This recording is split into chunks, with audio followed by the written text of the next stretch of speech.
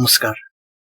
आज म तपाईहरुको समक्ष माइक्रोसफ्ट एक्सेलमा चाहिँ पिक्चर कसरी इन्सर्ट गर्ने भनेर चाहिँ भिडियो लिएर उपस्थित भएको छु। हामीले चाहिँ माइक्रोसफ्ट एक्सेलमा चाहिँ काम गर्ने जाँदा कहिलेकाहीँ हामीले पिक्चरहरु चाहिँ इन्सर्ट गर्नुपर्ने हुन्छ। पिक्चर इन्सर्ट गर्नुको मुख्य उद्देश्य भनेको चाहिँ हामीले चाहिँ आफूले प्रेजेन्ट गर्न लागेलाई चाहिँ एट्र्याक्टिभ र सजिलैसँग चाहिँ प्रेजेन्ट गर्नको लागि गर्ने हो। यसको लागि चाहिँ सर्वप्रथम हामी चाहिँ सर्च बारमा गएर चाहिँ माइक्रोसफ्ट एक्सेल लिनुपर्ने हुन्छ। त्यसपछि हामीले चाहिँ ब्ल्याङ्क बुक लिनुपर्ने हुन्छ। मैले अलरेडी एउटा चाहिँ स्याम्पल सिट बनाएको छु पिक्चर इन्सर्टको लागि चाहिँ। अहिले चाहिँ म स्याम्पल सिट लिन गइरहेको छु।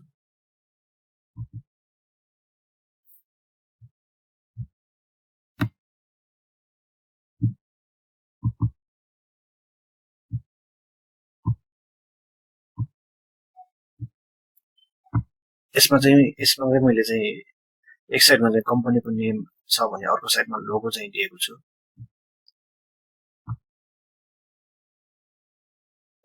हामीले चाहिँ पिक्चर इन्सर्ट गर्नको लागि चाहिँ सर्वप्रथम हामी चाहिँ सपोज हामीले चाहिँ युट्युबको लोगो हाल्नको लागि चाहिँ सर्वप्रथम यसमा चाहिँ क्लिक गर्छौं। क्लिक गरिसकेपछि इन्सर्ट ट्याबमा गएर चाहिँ हामीले चाहिँ पिक्चर चाहिँ लिन्छौं।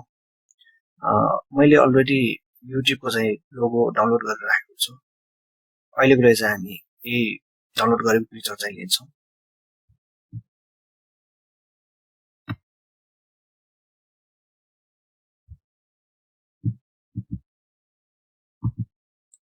तपाईले कुनै पनि लोगो लिनको लागि त्यसले चाहिँ पहिला दिन डाउनलोड गरेर राख्नुपर्ने हुन्छ। तपाईले डाउनलोड गरे छैन भने चाहिँ हामीले चाहिँ अनलाइन पिक्चर पनि लिन सक्छौं। अहिलेको लागि चाहिँ मैले डाउनलोड गरेको भएकोले चाहिँ डाउनलोड गरेको पिक्चर चाहिँ लिन गइरहेको छु। यति भइसकेपछि यसमा चाहिँ जुन चाहिँ यो पिक्चर आएको छ यसलाई चाहिँ हामी चाहिँ मिलाउनु पर्ने हुन्छ। यसलाई मिलाउनको लागि छोटो बनाउनको लागि चाहिँ हामीले चाहिँ यसलाई चाहिँ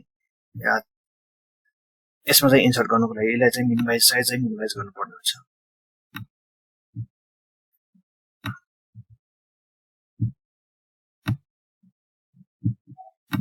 साइज मिनिमाइज भएपछि हामीले यसलाई ड्र्याग गरेर चाहिँ यसमा लिएर जानुपर्ने हुन्छ।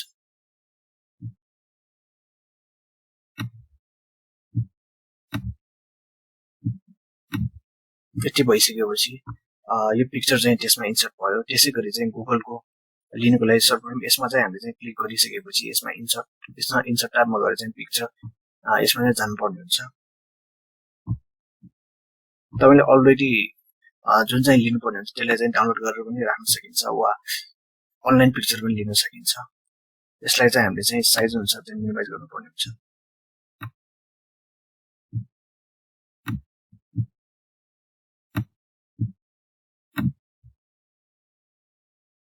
यति भइसकेपछि यसलाई चाहिँ हामीले चाहिँ यसमा इन्सर्ट गर्ने हुन्छ।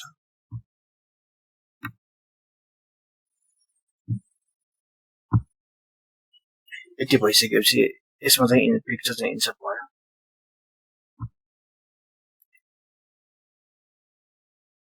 यसलाई चाहिँ हामी चाहिँ फिल्टर पनि गर्न सक्छौं। फिल्टर गर्नको लागि चाहिँ हामीले चाहिँ यसमा टाइटल चाहिँ लिनुपर्ने हुन्छ। टाइटल लिइसकेपछि यसमा डाटा ट्याबमा गएर चाहिँ हामी यसमा फिल्टरमा जान्छौं।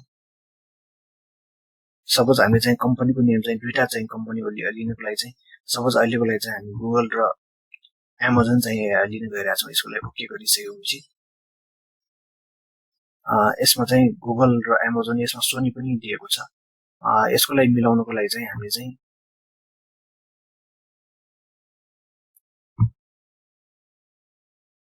यसलाई चाहिँ हामीले चाहिँ क्लिक गर्नुपर्ने हुन्छ।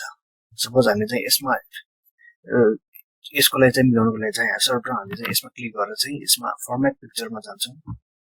फर्मेट पिक्चरमा गइसकेपछि यसमा हामीले चाहिँ साइज एन्ड प्रोपर्टिज यसमा जानुपर्ने हुन्छ। साइज एन्ड प्रोपर्टिजमा चाहिँ हामीले चाहिँ प्रोपर्टिज लिनुपर्ने हुन्छ।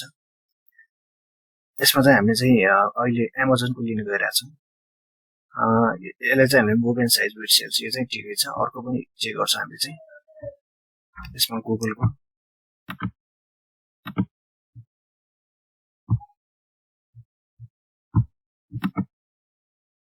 format picture when size with cells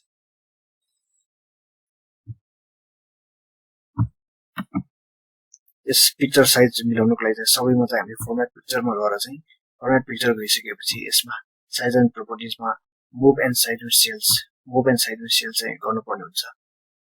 यति भइसकेपछि हामी चाहिँ कुनै चाहिँ युट्युब लियो भने पिक्चर पनि त्यही अनुसार चाहिँ एडजस्ट गर्नुहुन्छ।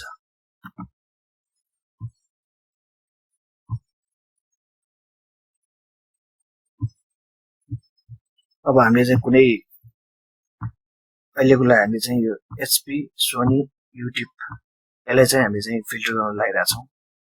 यसमा चाहिँ हामी चाहिँ सजिलै यसमा हामीले चाहिँ यसको कम्पनीको नेम साथसाथै लोगो पनि दिएको छ। अब इनकेस सपोज हामीले चाहिँ सोनीलाई चाहिँ फर्मेट पिक्चरमा गएर चाहिँ यसलाई चाहिँ move but don't size with cells गर्यौं भने चाहिँ हामी चाहिँ यसमा चाहिँ सपोज हामीले चाहिँ अहिले फेरि युट्युब सोनी एसपी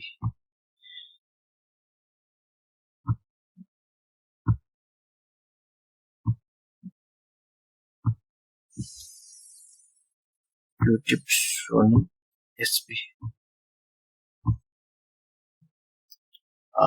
यो कसरी आएको भन्दा चाहिँ हामीले चाहिँ हामीले पिक्चरलाई चाहिँ यसलाई चाहिँ आफ्नो फर्मेट पिक्चरमा गएर यो साइज एडजस्ट गरेकोले चाहिँ यो मुभ नभएको हो। अब इनकेस हामीले चाहिँ don't move but don't size cells गर्यो भने चाहिँ त्यो पिक्चर चाहिँ यो हामी चाहिँ जुन लेखेको त्यो अनुसार चाहिँ एडजस्ट हुँदैन।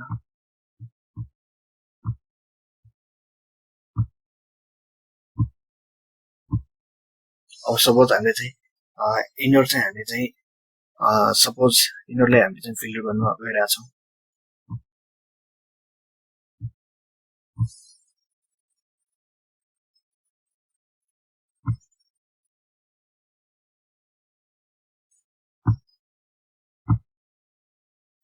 यो चाहिँ यसमा चाहिँ युट्युब भनेर चाहिँ युट्युब मात्र देखाउनु पर्ने गुगल पनि देखाइरहेको छ। यो मिलाउनुको लागि चाहिँ हामीले चाहिँ त्यो पिक्चर चाहिँ साइज चाहिँ एडजस्ट गर्नुपर्ने हुन्छ। यसको लागि चाहिँ हामीले अघि गरेको जस्तै गरी चाहिँ गर्नुपर्ने हुन्छ। यसको लागि चाहिँ हामी चाहिँ सर्टकट युट्युबमा गएर चाहिँ फर्मेट पिक्चरमा गएर चाहिँ साइज एन्ड प्रोपर्टिजमा जानुपर्ने हुन्छ। Move and side with cells गर्यो भने चाहिँ सेल्स मुभ भयो भने चाहिँ पिक्चरहरू पनि त्यही अनुसार चाहिँ एडजस्ट हुन्छ। यसमा पनि हामीले चाहिँ डुप्लिकेटमा गर्नुपर्ने हुन्छ। फर्मेट पिक्चर गएर चाहिँ यसमा move and size with cells गर्नुपर्ने हुन्छ। यति भइसकेपछि अब इनकेस हामीले चाहिँ सपोज हामीले चाहिँ अहिलेको लागि चाहिँ गुगललाई चाहिँ फिल्टर गर्न गइरहेका छौँ। अहिले चाहिँ हामीले चाहिँ देख्न सक्छौँ गुगलमा चाहिँ गुगल भनेर मात्र आइरहेको थियो। अघि चाहिँ युट्युबको पिक्चर पनि आइरहेको थियो। यसरी नै हामीले चाहिँ सबैको चाहिँ पिक्चर इन्सर्ट गर्दा चाहिँ हामीले चाहिँ पिक्चर फर्मेट पनि गर्न सकिन्छ। आज मैले तपाईहरुलाई चाहिँ माइक्रोसफ्ट एक्सेलमा चाहिँ पिक्चर इन्सर्ट गर्न चाहिँ त्यसको बारेमा चाहिँ जानकारी दिएँ। नेक्स्ट भिडियो लिएर चाहिँ म चाँडै उपस्थित हुनेछु। हस्, धन्यवाद।